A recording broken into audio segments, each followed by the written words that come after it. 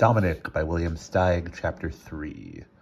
Well, look what we've caught, said the fox, who was captain of the gang. I think we've got a good one, a real prize. And he laughed. I'll bet he has a slew of fine things in that fat bandana, said the ferret, crouching next to him. It looks full as a ripe melon. I wonder if he's good to eat, said the third character, looking down the hole, a weasel. No, their meat is tough, said the fox, but surely we can use him for something or other.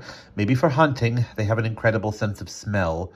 These villains were never really certain what they wanted, but they knew they liked to be evil in any convenient way. Being evil was what they were best at.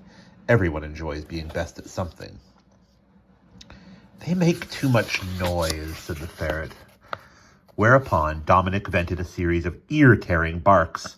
Then, to frighten them, he growled, but they didn't scare. Let's get him now, said the fox, and the three started edging into the hole. Stand back there, commanded Dominic, and without waiting for a response, he jabbed at them with his long, sharp spear. Ouch, said the ferret, though he hadn't been touched. Oops, said the weasel. Curses, said the fox. They strove to get at him with sticks and clubs and swords, but Dominic held them at bay with the wonderful weapon the catfish had given him.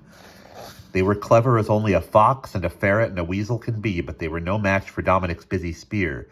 They tried to knock it out of his grip, but Dominic was too quick for them, too adroit, and he knew no fear. Shall we get some help? Asked the weasel, flustered. No, said the fox. We'll wear him out soon. The way he's going, he's bound to get tired. But they didn't know Dominic.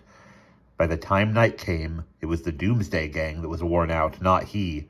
Dominic's strength was increasing. Action always inspired him. He poked and jabbed his spear with increasing skill and abandon. I don't think we can get to him just yet, said the fox. We can keep him down in the hole, but we can't get him. Let's sleep now, and in the morning he's ours. He'll be up all night worrying while we're resting, and then it'll be child's play to deal with him.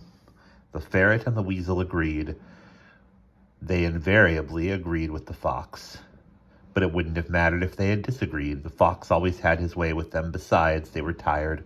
Laughing at the futility of Dominic's position, they covered the hole with logs, and after some more cruel jesting, they fell asleep on them, confident of success in the morning.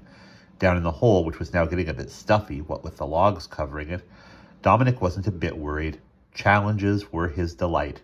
Whatever life offered was, this way or that, a test of one's skill, one's facilities, and he enjoyed proving equal to those tests. With three villains on the logs above him, there was no way he could get out of the hole.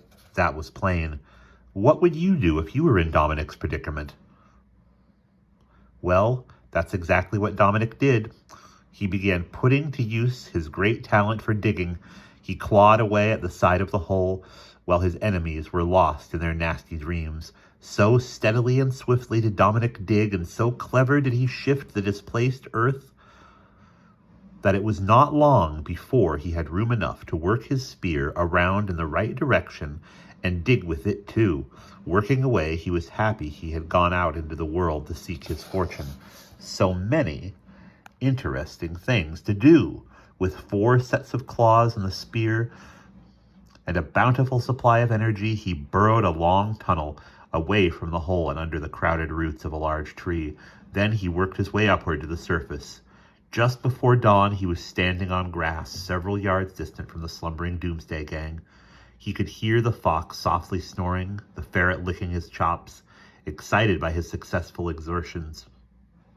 Dominic couldn't help letting out one short bark to announce his liberation. This, of course, awakened the fox, the ferret, and the weasel. The earth was now barely supporting the logs and them in their first sudden movements of surprise. And at their first sudden movements of surprise, they tumbled, snarling and clawing at one another, into the hole they themselves had dug. Meanwhile, Dominic, more enthusiastic for adventure than ever, set out on the road again, all his senses alert.